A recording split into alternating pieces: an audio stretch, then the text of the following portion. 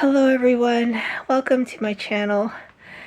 I want to apologize to you guys because it's been a while since I've been able to make a video, and I'm sorry about that. I've been going through a lot lately. I had some very significant trauma, and I was also experiencing a pretty major autistic burnout. So I'll probably do a video about burnout later. But I'm glad to be able to do this today. Uh, I don't have a schedule for my videos because in order to be able to make one, I have to be well enough to make one, and I don't always know when I will be well enough. So thank you for your patience. And yeah, this is actually going to be a good one, so it's worth it. Today I'm going to have my very first guest on my channel.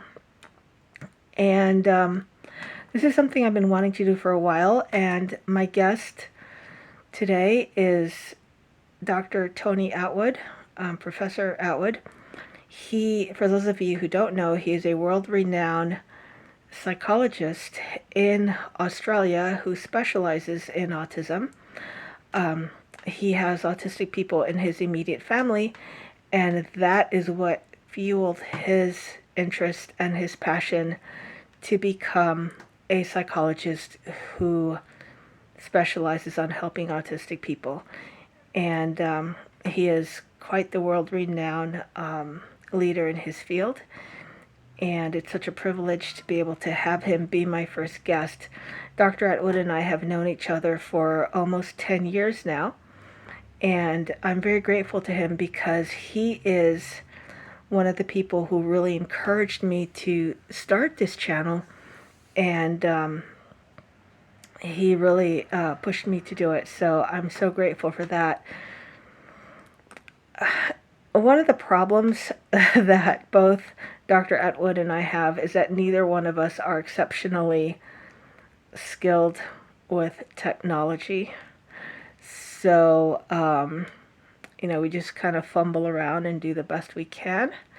So the way that we did this interview, and the way that I would do my guests, is to do a Zoom call with them and put the Zoom call up onto my channel. So it took me a little while to figure out exactly how to do that. This Zoom call had to be cut off, unfortunately, because we were having some technical problems and neither of us knew kind of what we were doing. So we ended up losing a lot of time, and because Dr. Attwood had an appointment he had to get to, we weren't able to completely finish our conversation. And unfortunately, because of his schedule, he's very busy, so we only get to talk every few months. Every couple of months we do a call. So I'm hoping to do a part 2 to this particular call, but I'm not sure how that's going to work, if we're going to be able to or not, but I'm just so grateful that we're able to do this one. So this is my very first attempt at having a guest, and I hope you guys enjoy it. Yes. Okay. Hi there, Professor Tony Attwood. Good evening, Tony. Good evening, Reggie. Reggie Theodore, we're going to go through an exploration of meltdowns from your perspective, but could be very valuable for others to find out why they occur, but more importantly, how to reduce their frequency, intensity, and cope with that risk that these can occur. So in terms of meltdown, Reggie, what situations for you are likely to trigger a meltdown? I have different kinds of meltdowns, and different kinds of meltdowns are triggered by different situations. Mm-hmm. I will have either meltdowns where I'll have a blood curdling, screaming, just flipping out kind of meltdown. Yep. I will also have meltdowns where I will headbang.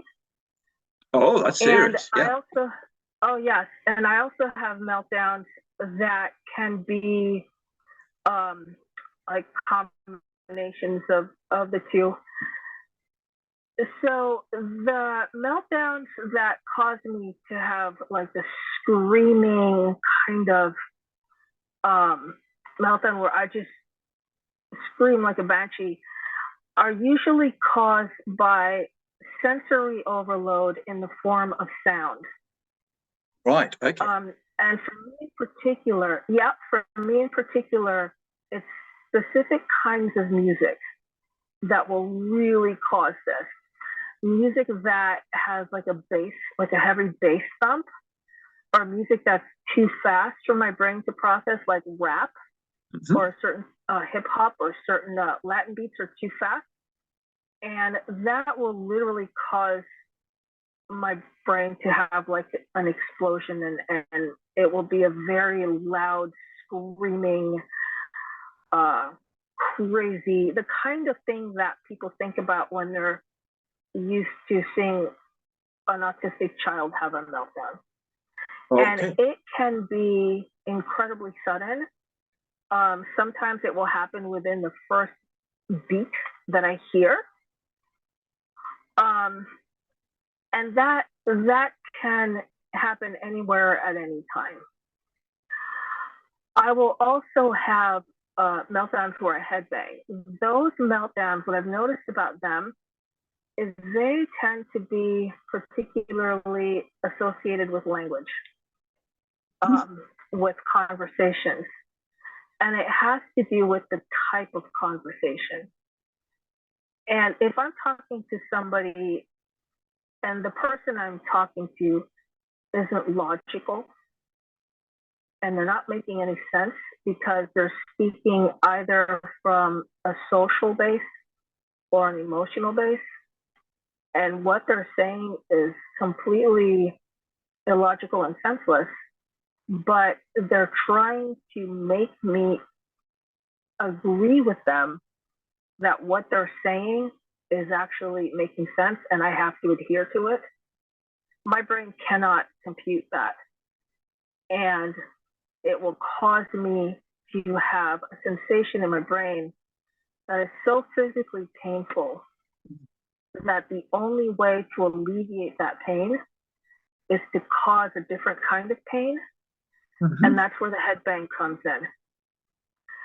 And the headbang disperses the pain of the conversation, being unable to get through the conversation.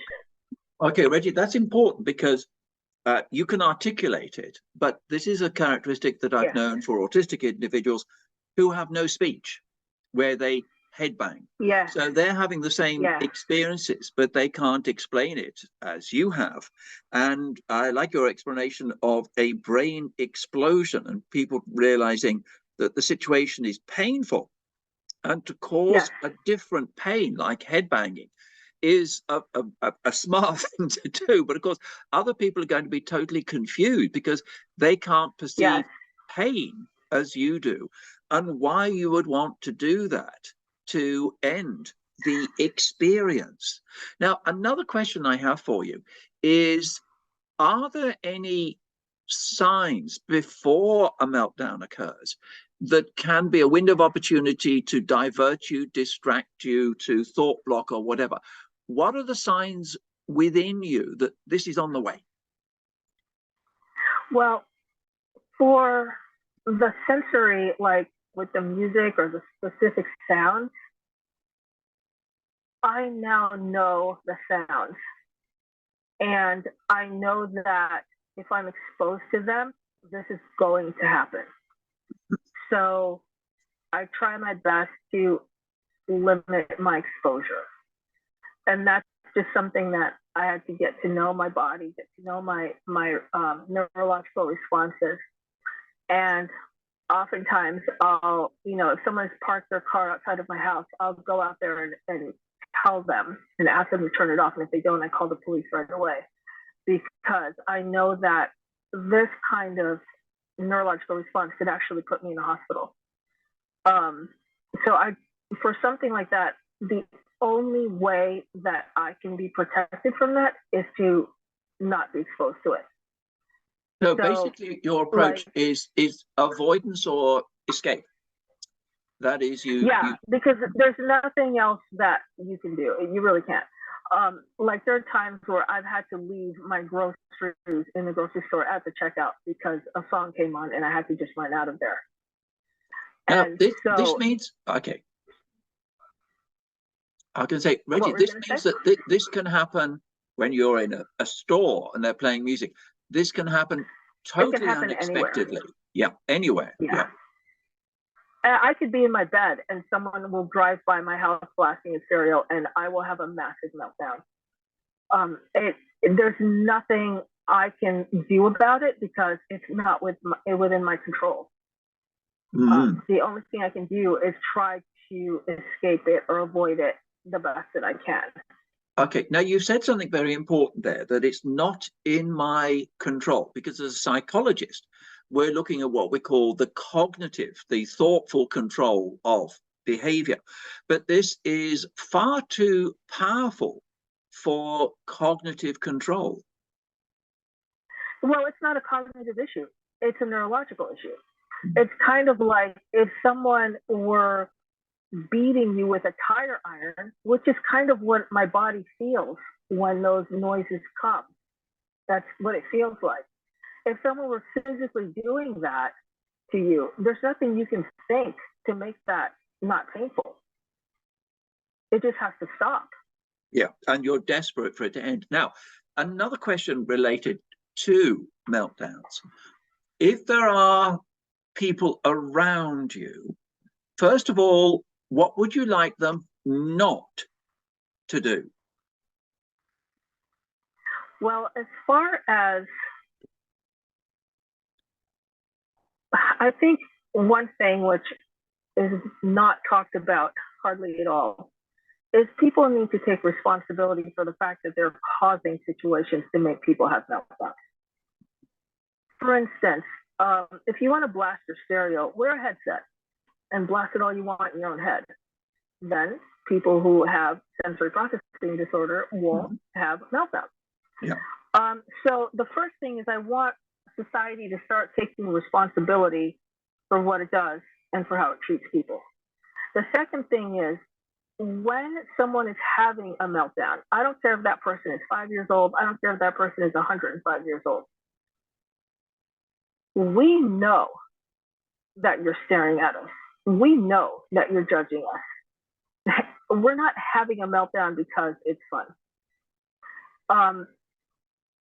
People need to realize that a meltdown can be very physically painful. It's very exhausting. It can disrupt your entire day. It's not something you want to have, especially in public. It's draining. It's oftentimes it can be difficult to recover from. And it's not, nobody has meltdowns because they want to have them. It's not something that you have voluntary control over. And so the last thing we want people to do is judge us and judge us harshly. If people can just say, wow, you know, this person, for this person to be screaming in the middle of a store or in the middle of a public place, I mean, how embarrassing is that for that person? And people shouldn't think that that's something that we're not embarrassed about or that we're not ashamed of. It's a horrific thing to have happen to you. And so kindness, compassion, you know, not judging people when things like that happen can go a long, long, long way. Okay, I agree. You said several very valuable things there. Certainly staring, because that's usually in a judgment way of disapproval of what the person is doing. Yeah. But being judged negatively is going to actually make the person feel worse. And the recognition that it's painful, exhausting, can disrupt the entire day. But it's not something that you're choosing to do to manipulate the situation to your advantage. It's an approach of being kind, and acceptance and compassion of the situation. One of the things that I would suggest is to say to the person, it will go, which is the mindfulness approach, that you're very upset, you're very stressed, but it will go. So it's in part compassion and reassurance, not criticism. I think it's better to not say anything, because anytime you and one thing too that people don't realize as well, when you have a meltdown like that in a public area, especially if your disability is invisible, there's always a chance somebody's going to call the police and you're going to get arrested. And that is incredibly terrifying. I mean, consider the number of autistic people who get incorrectly arrested and killed by police officers. You know, it's very, very scary what can happen. But it's better to not say anything to the person. I'm going to tell you what, because verbal communication is just going to stress them so much more. Yeah, because now because in the middle of this experience, now they have to pay attention to you and try to understand what you're saying, and they don't have the energy to do that. No, and I think it people can need to. Feel, yeah, it can also feel very condescending. So, because you have to remember, the autistic person probably has these meltdowns. Like, I can have a meltdown 10 times a day, if you know, in certain. So I know it's going to pass. I know it's going to. You don't have to tell me that. So you want to be careful not to say things that, because to you it might be your first time seeing it. It might be, you know, you don't. But to the person who's having it, it might be, you know, the fourth or fifth one they've had that day. So they know it's going to pass. You don't have to tell them that. But you also don't want to overwhelm them with your words and you trying to reassure them verbally when that can really make things worse. The best thing you can do is,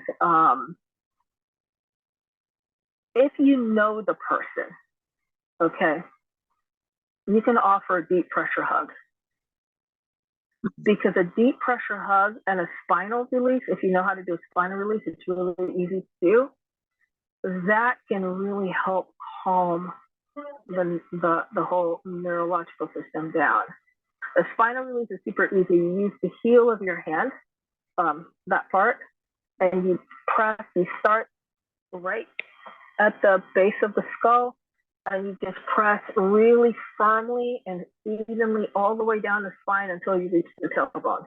And that's going to cause a release. And so that and a deep pressure hug can really, really help. And that can even prevent the meltdown if you catch it in time. Okay. It's interesting by what you're saying is that sensory may set it off, but sensory may close it. Yes. That can help. Yeah. But another thing not to do is to interrogate you at the time. What's the matter? Why are you doing like this? Why are you reacting like this? No. And if you ask so many questions, it's going to be worse. So in a way, there's less risk if you use few words. Yeah, the fewer words, the better. Because one thing that's important to understand is the first thing to go under stress.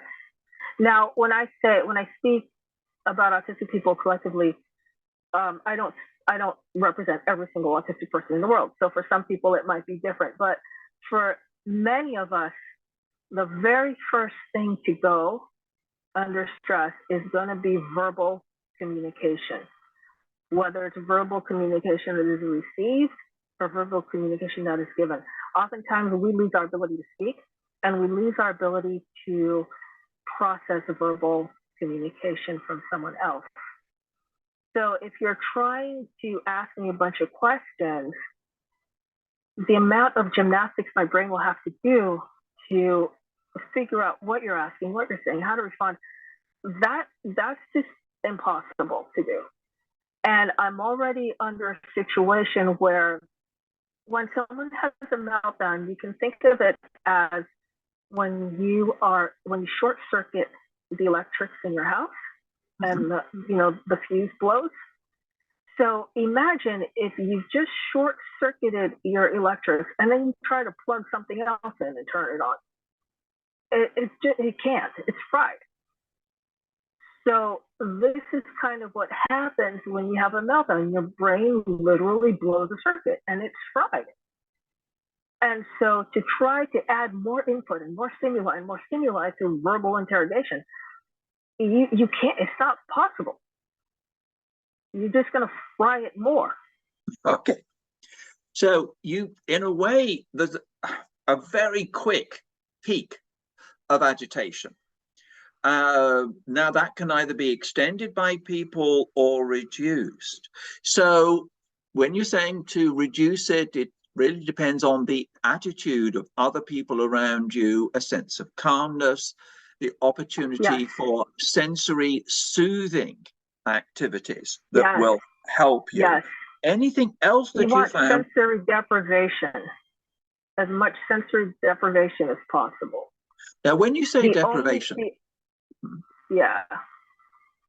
okay, one of the things that sometimes can help is to ask the person to close their eyes, or if their eyes are open, turn them to be looking towards a wall, not lots of people and lots of visual sensory experiences. So you're really trying to cut down the sensory world. Yeah, and I wouldn't even like tell somebody that because, remember, we've had meltdowns since we were babies. We know what we need. And so to try to tell somebody what to do in that situation is actually condescending, and it's actually inappropriate, because the person knows, when I might have meltdowns every single day. So for someone who doesn't have them to try to tell me what I should be doing, I'm like, seriously, Okay. Now this is important because it means that at school, teachers are there in an authority position and are likely to do the things that you have said not to do. But also members of the public, the store manager will be very aware of the circumstances and so on. What are your thoughts on the suggestion of sometimes having a bit like a business card, which has some do's and don'ts when the meltdown is occurring, and just hand them the card which goes through what you would like them to do and not do? It's not an explanation verbally, just give them the card. I actually do have a little card. I actually have a little card that I carry around in my wallet that I can pull out at any time, or people can put a card in their pocket. I also have this bracelet that I wear that has an interactive website on it that can tell you all this stuff. But as far as like teachers and they're with that student every day. It's not like it's a stranger. And so they can have, like in the IEP, they can have a plan where they know, okay, this is what the child needs. And they know exactly what that particular child needs, because they've put together the IEP, they've sat with the parents, they've sat with the child, they've talked about it, they've prepared a plan. And so the teacher doesn't have to try to figure it out every time it happens. Now, members of the public. I like that idea, because in a way it can occur, as you say, spontaneously when you're on your own. But if you are with people that know you or are supporting you, you need a plan. When you're calm and thoughtful, go through. When I get upset, this is the plan. This is the do's and don't do. And I think it's really important, because a couple times already you said the word upset. It's important to not use the word upset, because I'm not upset. My brain has blown a fuse. There's a difference. and this is really important to know. I'm not having an emotional reaction. I'm not having a tantrum. This is why you do not interchange those two words, because they're incredibly different. And it's not an emotional response to something that I don't like. My brain is literally not able to process that stimuli. There are no emotions involved at all. It's literally just blown a fuse. Okay, in a way, that's for other people to be cautious on their assumptions, because as you were saying, it'd be very easy to say, oh, you're obviously upset, but that's not true. That's going to make you worse, or you're having a tantrum to get because you can't, whatever it is. So in other words, the choice of language and the plan are the things to say and not say. Yes. Yes. And I think this is really key, that as a community, we learn the correct terms for things and why they have to be used correctly. Because the difference between a meltdown and a tantrum are huge, significant, massive differences that can alter somebody's entire life. It is, but sometimes it's very difficult for someone else to, especially for a child, to distinguish between a meltdown and a tantrum. Well, the child who's having the meltdown knows the difference very well. They know it. It's intuitive. They don't have to distinguish. It's difficult for the parent to distinguish, but not for the child.